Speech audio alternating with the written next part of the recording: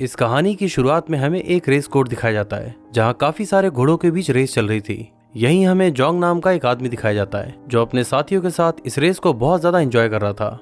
Jong ने यहाँ 8 number के घोड़े पर पैसा लगाया था जो इस रेस के खत्म होने तक सबसे आगे निकल जाता है और आखिर में जोंग अपने लगाए हुए गैम्बल को जीत लेता है। फिर अगले सीन में हम देखते हैं कि जोंग अपने उन्हीं दोनों साथियों के साथ जुआ खेलने के लिए एक कैसीनो में जाता है, जिससे पता चलता है कि वो एक पक्का जुआरी है जो किसी न किसी तरह से इस तरह की गैम्बलिंग करता ही रहता है। आज का दिन उसके लिए काफी लकी था, इसलिए वो आसानी से अपने शुरुआती गेम जीत लेता है। अब सट्टेबाजी में जीतने के बाद तो किसी का भी हौसला बढ़ना एक सामान्य बात है, इसलिए वो हर बार अपनी बेट को पहले से भी ज्यादा बढ़ाता जा रहा था। इसी दौरान हम इस कैसीनो के ऑनर रुई को देखते हैं जो वहाँ दूर से खड़ा होकर जोंग और उसके दोस्तों को देख रहा था। जोंग के साथ यहाँ आए उसके दोनों साथी, जिसमें एक था फैट डॉग और दूसरे थे उसके अंकल रुआ। वो दोनों भी उसके साथ इस गेम को काफी एंजॉय कर रहे थे। कुछ देर बाद अंकल रुआ जोंग को समझाता है कि वो अब इस खेल को यहीं पर रोक दे, क्योंकि अब तक उन लोगों ने इतने पैसे तो कमा लिए थे जिससे वो लोन शार्क का सारा उधार चुका सकते थे।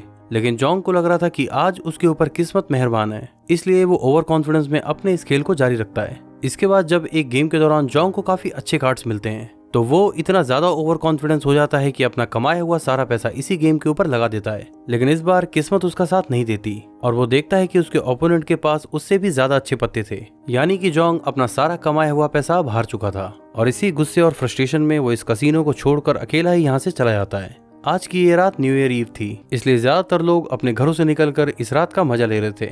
इसी भीड़ भाड़ में जोंग की मुलाकात उसकी एक्स वाइफ लिक्सी से होती है, जिससे वो अपने डाइवोर्स के बाद आज तक कभी नहीं मिला। उसको यहाँ अचानक से देखकर जोंग थोड़ा अनकंफर्टेबल हो जाता है और उससे हाय हेलो किए बिना ही तुरंत ही यहाँ से भाग लेता है। अगले सीन में हमें पता चलता है कि जोंग एक सैलून चलाता है और फिलहाल वो यहाँ किसी के आने का इंतजार कर रहा था। फैट डॉग उससे पूछता है कि क्या तुम लोन शार्क का वेट कर रहे हो जो आज तुमसे उधारी का पैसा लेने के लिए आने वाले थे। जोंग उससे कहता है कि तुम इस बात की टेंशन मत ही लो, क्योंकि कल रात गैम्बलिंग के दौरान अंकल रुआ ने 50,000 रुपए निकाल के पहले ही अलग कर लिए थे, जिससे हम अपना उधार तो नहीं लेकिन ब्याज के पैसे जरूर चुका पाएंगे। इसी दौरान यहाँ पर पार्क नाम का एक कस्टमर आता है। यह आदमी असल में जोंग का दोस्त है जो पहले कभी उसका क्लासमेट हुआ करता था। वो चाहता था कि जोंग उसे एक अच्छा सा हेयर कट दे, क्योंकि आज वो किसी लड़की के साथ डेट पर जाने वाला था। लेकिन जोंग कहता है कि तुम्हारे इन बालों के साथ कुछ बहुत ज्यादा तो नहीं किया जा सकता, इसलिए वो पार्क को एक विग पहनाते हुए कहता है कि इसमें तुम ज्यादा कूल लग रहे हो और देखना वो लड़की तुम्हें देखते ही इम्प्रेस हो जाएगी। इसी दौरान यहाँ जोंग की एक्स वाइफ लिक्सी आ जाती है।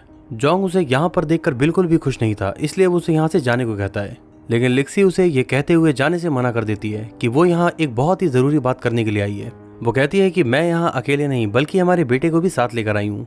असल में लिक्सी का वो बेटा इन दोनों के डाइवोर्स के बाद पैदा हुआ था, तो जोंग उस बच्चे को अपनी औलाद नहीं मानता।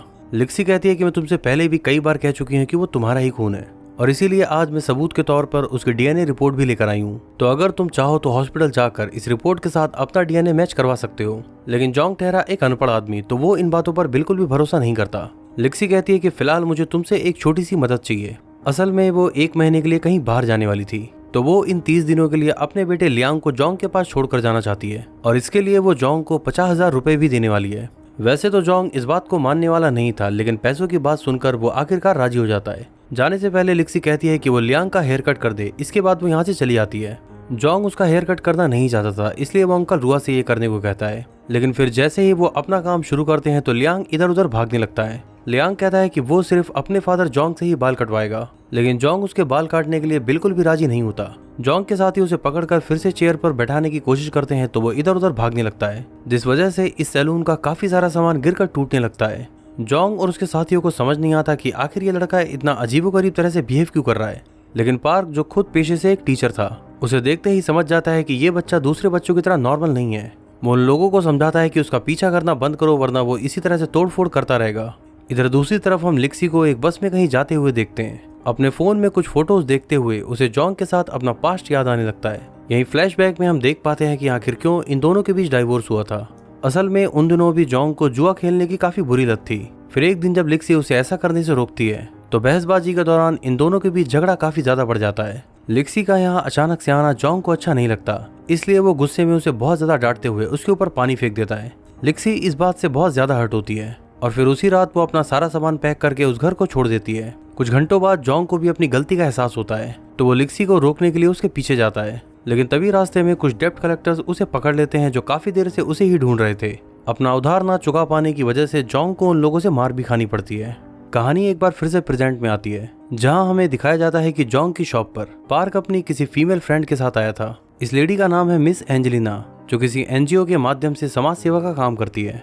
असल में पार्क उसे यहाँ जोंग के बेटे लियांग को दिखाने के लिए ही लाया था। एंजेलिना उसकी एक्टिविटीज को देखते ही समझ जाती है कि लियांग को ऑटिज्म नाम की बीमारी है, लेकिन उसकी समस्या बहुत ज्यादा गंभीर नहीं है, इसलिए वो दूसरे ऑटिस्टिक बच्चों के मुकाबले थोड़ा ज्यादा सामान्य है।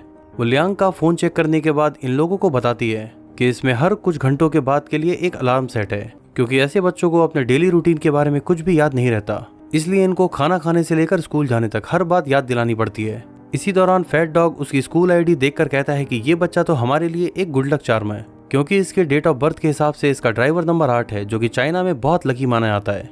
इन लोगों की बातों से एंजेलिना समझ जाती है कि ये लोग लापरवाह किस्म के लोग हैं, जो शायद इस बच्चे का सही से ख्याल ना रख सकें। तो वो इन लोगों से कहती है कि बेहतर होगा कि तुम इसे किसी शेल्टर होम में डाल दो, जहाँ पर उसकी अच्छे से देखभाल हो सकेगी। लेकिन अब क्योंकि जोंग ने उसकी देखभाल करने के लिए उसकी माँ से 50,000 रुपए लिए थे, तो ना चाहते हुए भी उसे लियांग को अपने ही साथ रखना होगा। फिर रात को अपनी शॉप बंद करने के बाद जोंग उसे अपने साथ लेकर घर जाता है। इस घर में काफी ज्यादा गंदगी थी और सारा सामान इधर उधर फैला हुआ था, जो कि लियांग के लिए एक बिल्कुल ही नया तरह का एक्सपीरियंस था। इसके बाद वो खाने के लिए लियांग को कुछ नूडल्स ला के देता है और कहता है कि अगर तुम्हें भूख लगी हो तो ये तुम्हें खुद ही पकाकर खाना होगा। फिर वो लियांग को इसी घर में छोड़कर लिक्सी के दिए हुए पैसों से जुआ खेलने के लिए निकल जाता है। इस कैसीनो में आज की रात जोंग और उसके दोस्तों के लिए बहुत ज्यादा खराब नहीं थी, इसलिए वो अपने गैम्बलिंग के ज्यादातर गेम जीत जाता है। पूरी रात यहाँ जुआ खेलने के बाद फिर जब अगली सुबह वो अपने घर पहुंचता है, तो यहाँ का नजारा देखकर वो पूरी तरह से हैरान रह जाता है, क्योंकि लियांग ने इस पूरे घर को साफ सुथरा कर सभी चीजों को ऑर्गेनाइज कर दिया था। ये देखकर जोंग काफी खुश होता है और अब उसे इस बात की तसल्ली थी कि लियांग भी काम का आदमी है। इसी बीच लियांग के फोन का अलार्म बजने लगता है, जो उसे बता रहा था कि उसके खाना खाने का समय हो चुका है। लेकिन जोंग आज बहुत ज्यादा खुश था, इसलिए वो उसे अपने साथ खाने के लिए एक रेस्टोरेंट में लेके जाता है। खाना खाने के बाद ये दोनों एक मसाज सेंटर पर जाते हैं। जोंग यहाँ अपने साथ प्लेइंग कार्ड्स भी लेकर आया था, सिर्फ ये चेक करने के लिए कि क्या सच में ही लियांग एक गुड लक चार्म है। और उसका ये डाउट पूरी तरह से सही निकलता है, क्योंकि हर बार लियांग उसी पत्ते को निकालता है जो उन सब में सबसे बड़ा था।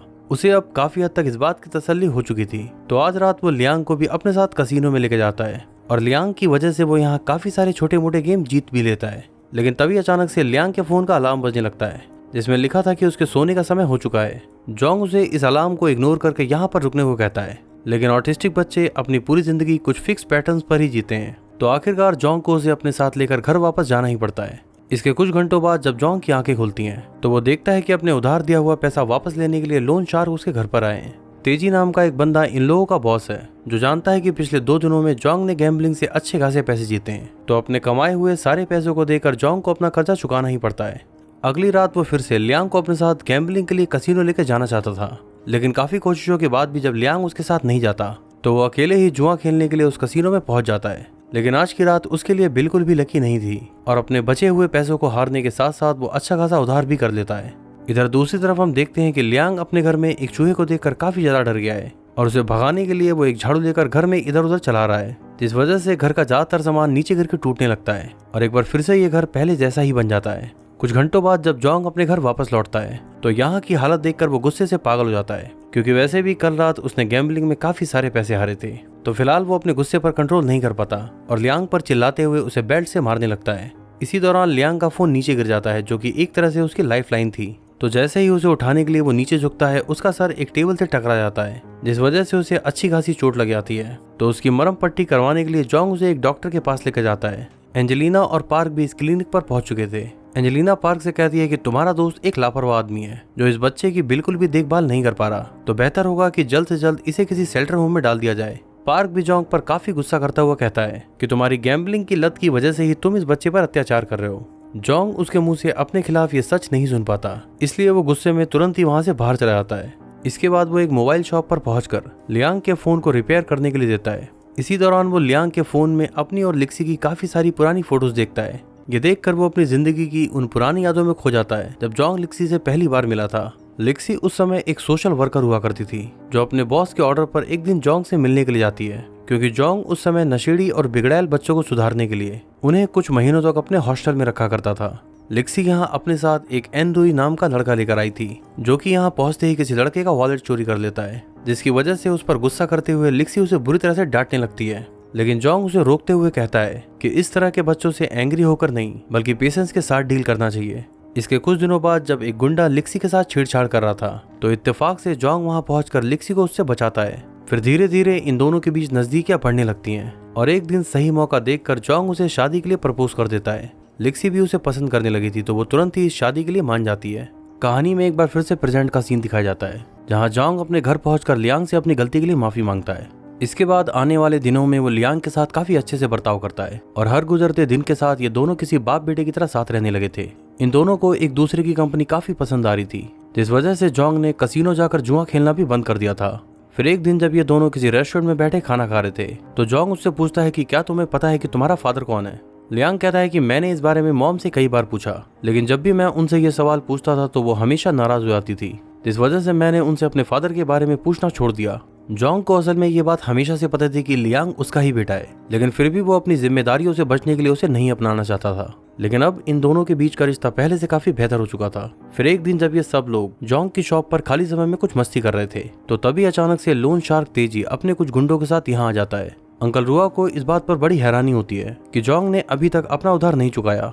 जोंग उन्हें बताता है कि लास्ट टाइम के जीते हुए पैसों से वो अपना उधार चुका चुका था, लेकिन लियांग को चोट लगने से एक रात पहले वो फिर से जुआ खेलकर काफी सारे पैसे हार जाता है। तेजी के आदमियों को इस शॉप के काउंटर से कुछ पैसे मिलते हैं जिसे ये लोग फिलहाल ब्याज के तौर पर रख लेते हैं। लियांग जो कि एक ऑटिस्टिक बच्चा था इस पूरी सिचुएशन को सही से समझ नहीं पाता, तो उसे ऐसा लगता है कि ये लोग जोंग के साथ बदतमीजी करके उसे लूटना चाहते हैं। इसलिए वो वहां रखे एक मिरर को उठाकर तेजी के सर पर फेंक कर मारता है। जोंग समझ जाता है कि यह बहुत बड़ी गड़बड़ हो गई है, इसलिए वो लियांग को तुरंत ही यहाँ से भागने को कहता है और उसको तेजी के आदमियों से बचाने के लिए वो खुद भी उसके पीछे भागने लगता है। काफी दूर तक भागने के बाद ये दोनों एक पहाड़ी के पास पहुंचते हैं। पार्क भी इन लोगों की मदद के लिए यहाँ पहुंच चुका था।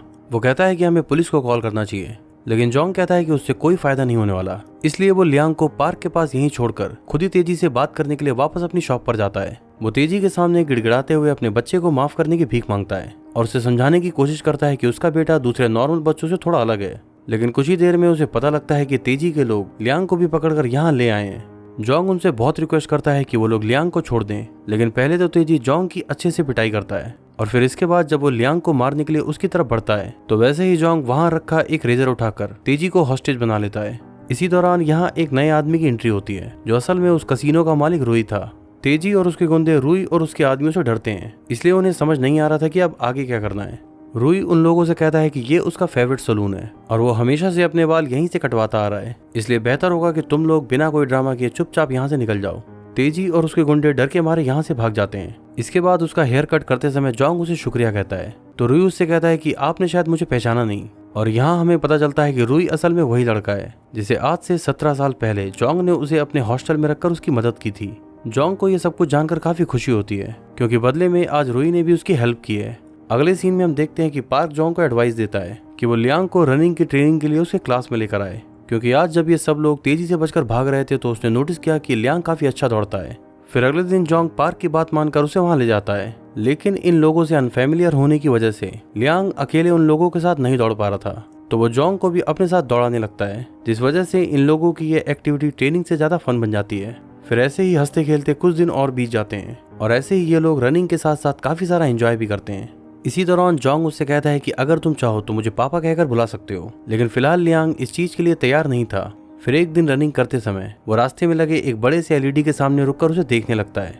इसमें किसी रेगिस्तान को दिखाया जा रहा था, तो वो जोंग को बताता है कि यही वो जगह है जहाँ उसकी माँ हमेशा से जाना चाहती थी। इसी तरह हंसते खेलते इन दोनों के एक साथ 29 दिन बीत चुके थे, यानी कि लिक्सी के वापस आने और लियांग के यहाँ से जाने में अब सिर्फ एक ही दिन बचा था। तो जाने से पहले जोंग अपने बेटे का एक अच्छा सा हेयर कट करता है। फिर वो लियांग से पूछता है कि अब तुम्हें कैसा महसूस हो रहा है। लियांग कहता है कि मुझे आप लोगों के साथ रहना अच्छा लगता है और मैं कभी भी आप लोगों को छोड़कर यहाँ से जाना नहीं चाहता। इसी दौरान यहाँ पार्क भी आ जाता है जो इन लोगों के लिए कुछ खाने को लेकर आया था। खाते समय लियांग के फोन पर कॉल आता है। इस कॉल पर सामने वाले आदमी की बात सुनकर तो जोंग को मानो किसी सदमे जैसा लगता है। इसके बाद ये लोग जल्दी से एक हॉस्पिटल में पहुंचते हैं जहां उस कसीनो का मालिक रूई पहले से मौजूद था। यहाँ इन लोगों को पता लगता है कि लिक्सी को कैंसर हुआ था और वो पिछले 28 दिनों से इसी हॉस्पिटल में एडमिट थी, और यही वजह थी कि उसने लियांग को उसके फादर जोंग के पास छोड़ा ताकि उन दोनों के बीच एक अच्छा रिश्ता बन सके और जोंग को अपनी जिम्मेदारियों का एहसास हो। कुछ ही घंटों बाद यहाँ लिक्सी अपनी आखिरी सांसें लेती है। उसका अंतिम संस्कार करने के बाद जोंग लियांग को अपने साथ लेकर लिक्सी के घर पर जाता है। इस घर में लगी हुई फोटोज को देखकर वो इमेजिन करने लगता है कि पिछले इतने सालों तक कितनी मुश्किलों से लिक्सी ने अपने बेटे को पाला होगा और अब धीरे धीरे उसे अपनी सारी गलतियों का एहसास हो चुका था। अगले सीन में हम देखते हैं कि रुई जोंग से मिलने के लिए आया है। वो जोंग को एक अच्छे खासे पैसों वाला चेक देते हुए कहता है कि मैं चाहता हूँ कि तुम मेरे लिए काम करते हुए हमारे कसिनो की तरफ से गैम्बलिंग करो और बदले में मैं तुम्हें अच्छा घर, गाड़ी और ठीक ठाक पैसे भी दूंगा। लेकिन जोंग कहता है कि अब वो एक गैम्बलर की जिंदगी नहीं जीना चाहता और इसीलिए अब वो एक जिम्मेदार बाप की तरह अपने बेटे की देखभाल करना चाहता है। अपनी मदर की मौत से तो लियांग काफी ज्यादा डिप्रेशन में जा चुका था, लेकिन जोंग अभी भी हिम्मत नहीं हारता और वो हर दिन लियांग का ख्याल रखने के साथ साथ अपनी रनिंग की प्रैक्टिस भी करता है। धीरे धीरे लियांग भी डिप्रेशन से बाहर आने लगा था और फिर एक दिन ऐसा आता है जब वो पहली बार जोंग को पापा कहकर बुलाता है। जोंग को ये सुनकर बहुत खुशी होती है क्योंकि सही मायने में उसने ये कमाया था। इसके कुछ दिनों बाद वो भी दिन आता है जब वो मैराथन रनिंग होने वाली थी, जिसके लिए ये लोग पिछले काफी दिनों से तैयारी कर रहे थे। जोंग भी लियांग के साथ इसमें पार्टिसिपेट करता है और रनिंग शुरू होने के कुछ देर तक तो ये दोनों काफी अच्छा दौड़ रहे थे, लेकिन इसी बीच एक घुमावदार रास्ते से होते हुए लियांग गिर जाता है जिससे उसे काफी चोट आती है। फिलहाल वो ठीक से चल भी नहीं पा रहा था, तो जोंग उसे सहारा देते हुए आगे बढ़ाता है और इसी तरह आगे बढ़ते हुए फिनिश लाइन को क्रॉस करके ये दोनों बाप बेटे इस मैराथन को कंप्लीट करते हैं। फिलहाल इन दोनों के लिए ही जीत हार से ज्यादा एक दूसरे का साथ मायने रखता है। इसके बाद यहाँ से कुछ दिनों बाद का समय दिखाया जाता है। हम जोंग और लियांग को किसी रेगिस्तान में भागते हुए देखते हैं। काफी देर तक इधर उधर दौड़ने के बाद ये दोनों एक खास जगह पर पहुंचते हैं और यहाँ हमें पता चलता है कि ये तो वही जगह है जहाँ लिक्सी हमेशा से आना चाहती थी। इसके बाद जोंग अपने बैग से लिक्सी की राख निकालता है और फिर ये दोनों मिलकर उसकी इस आखिरी निशानी को यहाँ चल रही हवाओं के साथ उड़ा देते हैं, क्योंकि भले ही जीते जी ना सही, लेकिन मरने के बाद लिक्सी उस जगह पहुंच सकी जहाँ वो जाना चाहती थी। और इसी हैप्पी एंडिंग के साथ ये फिल्म यहाँ पर समाप्त होती है।